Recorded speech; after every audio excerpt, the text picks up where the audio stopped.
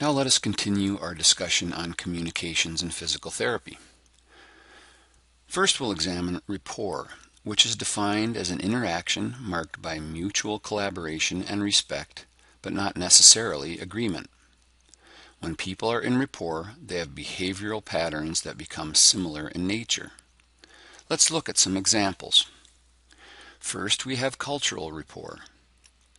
Cultural rapport is established by using the form of dress or greeting appropriate to a setting, for example.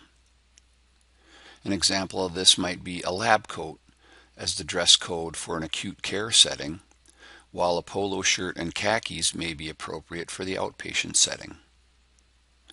Another example is greeting with a handshake or a kiss on the cheek, dependent on the cultural norm. Another type of rapport is verbal rapport. This is the use of the same or similar descriptive phrases and conversation content. For example, in some parts of the country, Coca-Cola would be called a soda, and in other parts it would be called pop. Yet another type is behavioral rapport. This is mirroring posture and body movements and matches a person's voice tonality and tempo. An example would be kneeling to speak at eye level with a patient in a wheelchair. Matching rapport helps establish rapport, and for effective communication, matching rapport is essential. However, one must also learn to break rapport in challenging situations, such as when someone is making inappropriate comments or sexual overtones. To do this, you mismatch verbal and postural patterns to break rapport. An example would be standing and assertively state that the comments are not acceptable in the clinical environment and that you cannot continue treatment unless the inappropriate comments cease.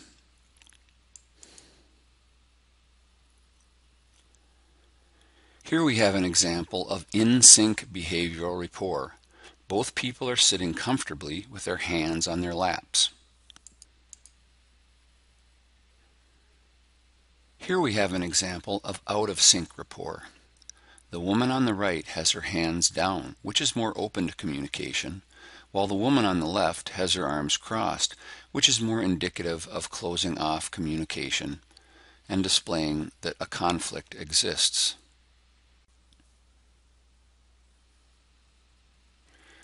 As a healthcare professional, we also need to be effective in communicating in a multicultural environment, thus demonstrating cultural competence.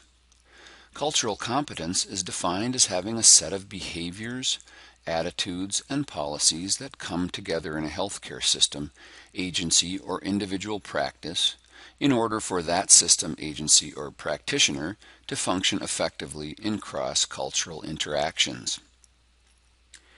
You must learn to deal with a variety of gender issues, ethnicities, disability, generational issues, religious beliefs, sexual orientations, socioeconomic backgrounds, and healthcare expectations. Effective communications are essential for optimizing outcomes, as we have stated. As a professional, you must assume the responsibility for modifying your behavior to meet the needs of your client.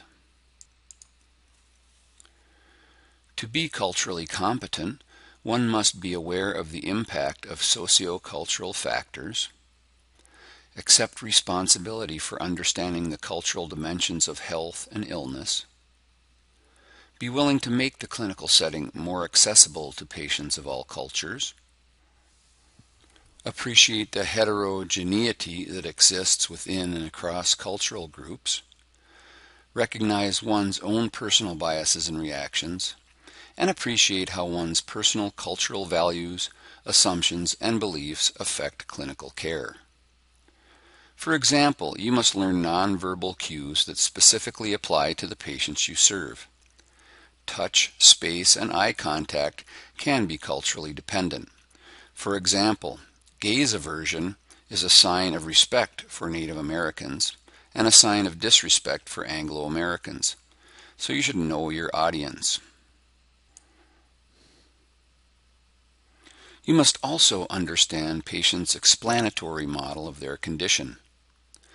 The explanatory model is the beliefs based on culture of the cause, onset of symptoms, pathophysiology, course of sickness, and treatment for the problem being addressed. As an example, let's discuss the Leah Lee story. Leah Lee was a girl from the Hmong culture living in the United States. She suffered from epileptic seizures. Her parents' explanatory belief was that the seizures were caused by, quote, soul loss, end quote, and needed to be healed by spiritual means. They did take their daughter to a medical doctor as well, and medications were prescribed to control the seizures. However, the family did not administer the medications as prescribed because they didn't understand nor value the medications, nor understand the need to time the medications appropriately. They put more faith in the Hmong spiritual healing as they were accustomed to.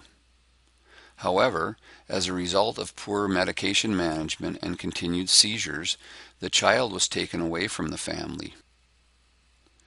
This may have been avoided if the medical doctor was sensitive to the Hmong culture and offered support and encouragement for spiritual healing, along with patience in trying to get the family to understand the value of the Western treatment as well.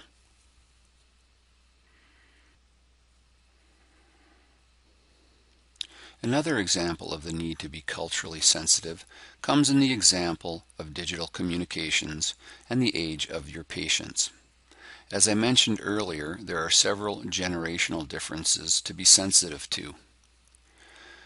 The generations include traditionalists, and those are people born before 1946, baby boomers, which are people born between 1946 and 1964,